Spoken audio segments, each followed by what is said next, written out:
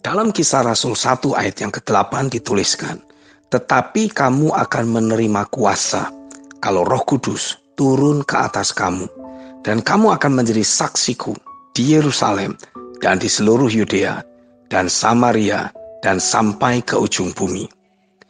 Kata kuasa ditulis dari kata Yunani dunamis yang memiliki beberapa arti sebagai berikut.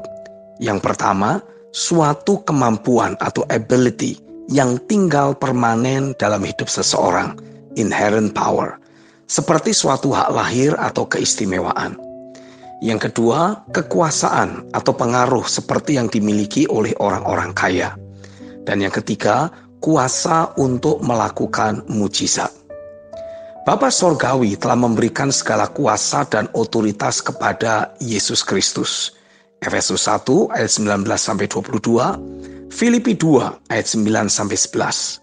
Dan sebagai tubuhnya, kita pun diberi kekuasaan yang sama untuk menjadi saksinya dimanapun kita berada dan diutus.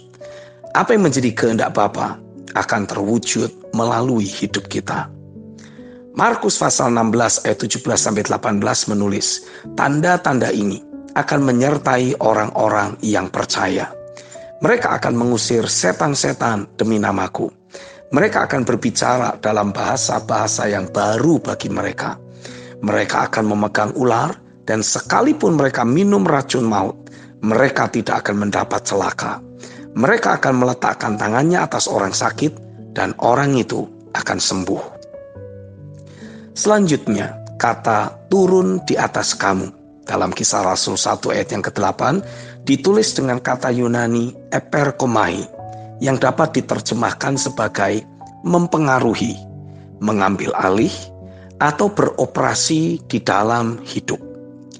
Roh Kudus akan terus mempengaruhi dan mulai beroperasi untuk mengambil alih hidup kita. Apa yang menjadi rencana, rancangan, bahkan jadwal dalam aktivitas sehari-hari kita, tiba-tiba saja akan berubah dan diambil alih oleh Roh Kudus untuk kita mulai melakukan kehendak-Nya. Jika kita meresponi hal itu secara akurat, maka pasti kita akan mengalami berbagai perkara ilahi yang menyatakan kuasa dan kemuliaan-Nya. Akan ada kuasa atau dunamis yang akan kita terima ketika Roh Kudus dicurahkan dan menguasai hidup kita. Dalam Injil Yohanes 1 ayat 1-5 dituliskan, "Pada mulanya adalah firman.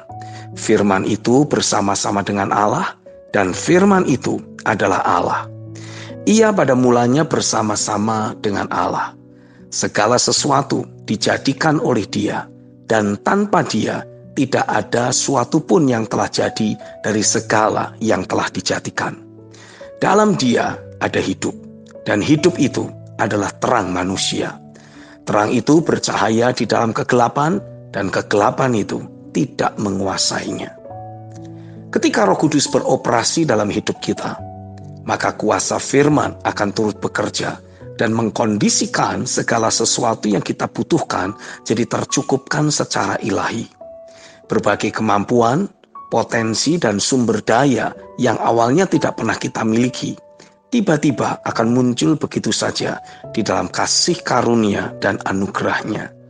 Lewat kuasa firman dan roh-Nya, Dia akan semakin mencetak jenis kehidupan yang berbeda di dalam hidup kita, yaitu kehidupan ilahi yang berkuasa menelan segala manifestasi maut, iblis, dan dosa di dalam kemenangannya. Musim divine encounter akan membawa kita semakin terhubung dengan keberadaan Tuhan dan memunculkan ada rasa kebutuhan akan Tuhan yang sedemikian rupa, sehingga membuat diri kita terus memiliki hasrat yang tinggi untuk mengejar realita Tuhan yang menjamah dan mengubahkan hidup kita. Apa yang kita alami di dalam Tuhan sesungguhnya sangat dibutuhkan oleh orang banyak di luar sana.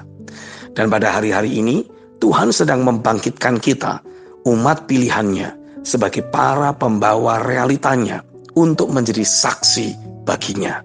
Istilahnya, menjadi marketer bagi Tuhan. Terus serahkan hidup kita di tangan Tuhan. Kuasa Roh Kudus-Nya akan menuntun kita untuk berinteraksi dengan orang-orang yang membutuhkan zaman Tuhan dari berbagai ikatan dan belenggu dunia ini.